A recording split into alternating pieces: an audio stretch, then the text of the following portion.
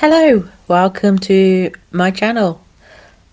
My name is Katie.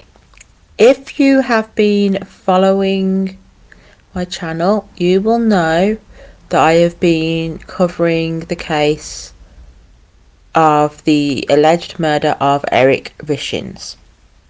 Got a whole playlist on it, and also I have put in the description below a link to some of the court documents.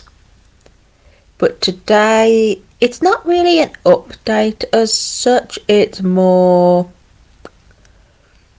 a friend has gone to the media and given a couple of comments. So, and Kouri is due in court tomorrow. It should say what for at the bottom, shouldn't it? This is great TV. I do apologise. There it is. Oh, it's frozen. No, don't do that. There we go. There we go. The next hearing is tomorrow. Doesn't say what for, but it's just a hearing. So this is probably why People magazine have published this yesterday, and this person is speaking exclusively to People magazine. So I thought that we should go through it. It's not necessarily part of the case, but it's surrounding the case.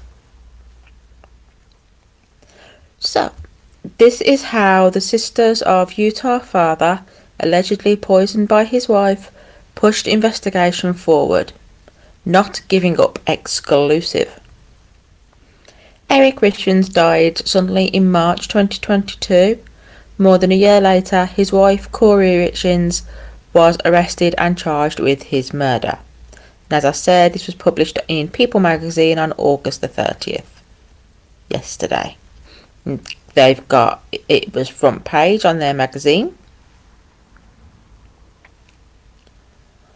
Days after the Utah father of three died, friends and family descended on his widow, Kouri Richins, with covered dishes and condolences, sharing memories of Eric, an affluent business owner who had died suddenly at 39.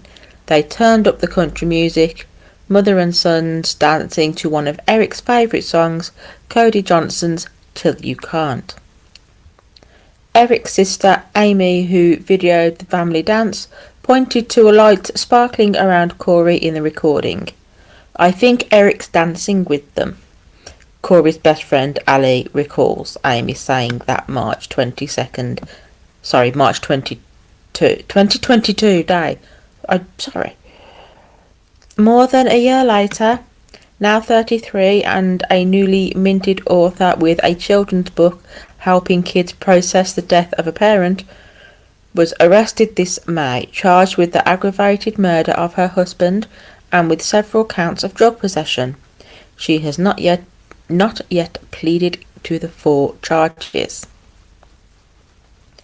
Picture of Kouri and Eric, back in happier times maybe. According to prosecutors, at the time of Eric's death, let me see if I can show you. It's a bit better than that.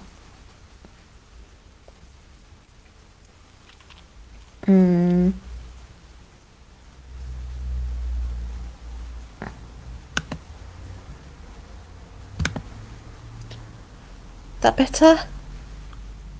You think?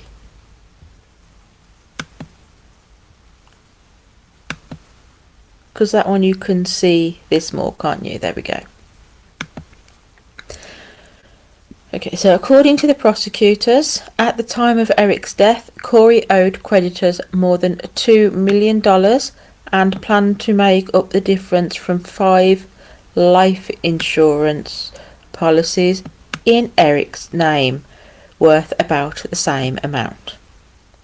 Kouri is not a bereaved widow, processing her grief through writing, prosecutors allege in hundreds of court records obtained by People, but a money-obsessed wife who wrote her husband's end for her own financial gain, lacing his bedtime Moscow Mule with 5 times the lethal amount of fentanyl and calling 911 only after his body grew cold.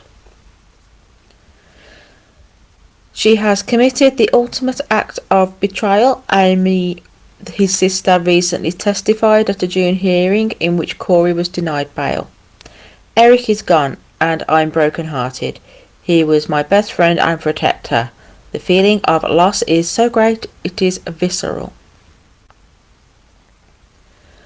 Within days of the family dance party that we spoke about earlier, relations between Kouri and Eric's family, long tenuous, disintegrated.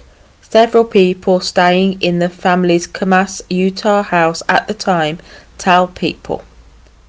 So these friends that stayed at the house have talked to People magazine.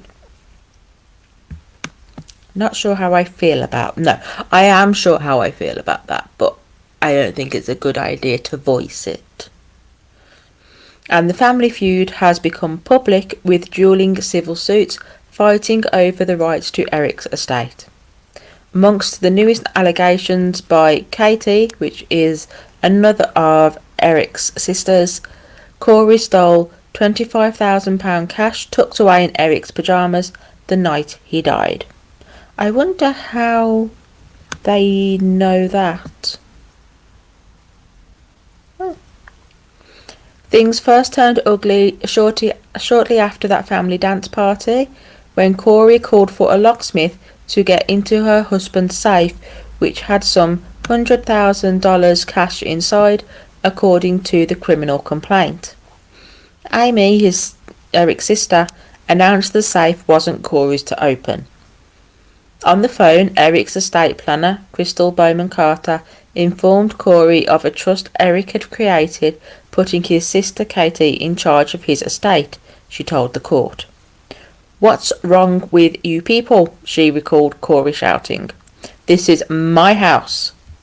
When Kouri was told, "It's not your house," Kouri struck Amy with her hand in pure hatred and rage, Amy later told a judge. Kouri pleaded guilty to a domestic violence charge in connection to the incident. And this is Eric is on the left, his sister Katie, his mum who has sadly passed away, his sister Amy, and his dad Eugene. Family spokesman, attorney Greg Skordas, credits Eric's family, who hired a private investigator, with helping bring about Kouri's arrest. "They pushed the police, they kept their feet to the fire," Skordas says. "I think Kouri underestimated what Eric's family would do. They're not giving up." Shortly after Eric's death, one of his sisters went to the Summit County Sheriff's Office, alleging Eric had told her that Kouri had previously tried to poison his drink during a vacation to Greece years ago. Jamie N. Woody, the former lead detective on the case, wrote in an affidavit for a search warrant in April 2022 that Eric's family members told her they suspected his wife has something to do with his death, adding that Eric had warned them that if anything happened to him, she was to blame. Less than 3 weeks before Kouri's arrest, she emailed the sheriff's office to clarify some of the things she had told them. "I just want this over," she wrote. "I just want our lives back and to move on and grieve and mourn my husband without looking over my shoulder constantly for you guys, or the idiotic private investigator, or the Richins family. Whatever I can do to help close this out, just ask." If convicted of the charges, Kouri faces between 25 years to life in prison without parole. A trial date has not yet been set. The next hearing is slated for September the 1st, which is tomorrow. So, not entirely sure how... No, I am sure how I feel about so-called friends talking to the media in such a situation. I don't like it. Unless they have permission from the people they're talking about, I don't like it. Some of the stuff in that article we already knew. There was that... Oh yeah, it was that one where Eric's sister accused Kouri of taking some money out of his pyjamas on the night he died. That one, I don't recall hearing about. I may have done. We may have discussed it. We've discussed a lot about this case, so that has just left my brain. But yeah, that's new. I think I remember hearing about the locksmith. And I remember hearing about Kouri striking Amy. And I've heard about Eric saying that if anything happens to him, it was her. I've heard about the incident in Greece. So yeah, we've heard about everything apart from the money being taken from Eric's pyjamas.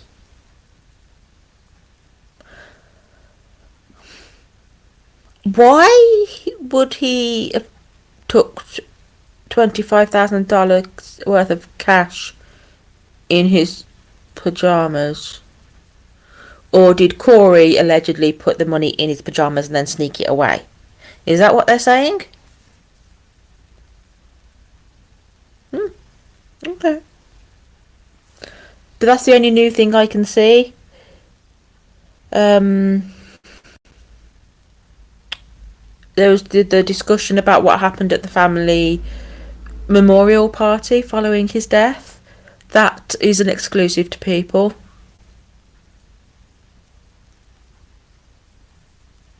But that's it, really. There's nothing that we don't already know. But tomorrow we will learn more. I'll be, well, because of the time difference, I won't be able to cover it live. I will be behind. So I will probably be about a day behind because I've got to watch it and understand it in my head, make some notes on it, and then do my recording. So I'm probably going to be a day behind, maybe two, depending how I'm feeling. But yeah, so I'm going to be busy for at least the next week. Or, I mean, the trial date hasn't even been set. It's just a hearing tomorrow. So, could be ages away. But yeah, that's it for this one. I've got another one coming up. So this one was regarding Eric's family and his sisters and how they kept pushing and pushing to get the investigation going. My next one is about how Kouri's friends think that she's innocent and that the court case will reveal a lot more. So if that's something you're interested in, carry on watching, or you may have to click it. I'm not sure how YouTube works. But yeah, I'll carry on reporting. And if you're interested in seeing some court documents, the link is in the description. If you could please like this video, it would help the algorithm. And please share and leave me a comment about what you think. Maybe what you think about friends talking to the press. Or what do you think in this case? Keeping in mind, no one has been charged yet. Everyone is innocent. And there are children involved. So that's it. Thank you very much. Please subscribe and I will see you in the next video. Tatty byes.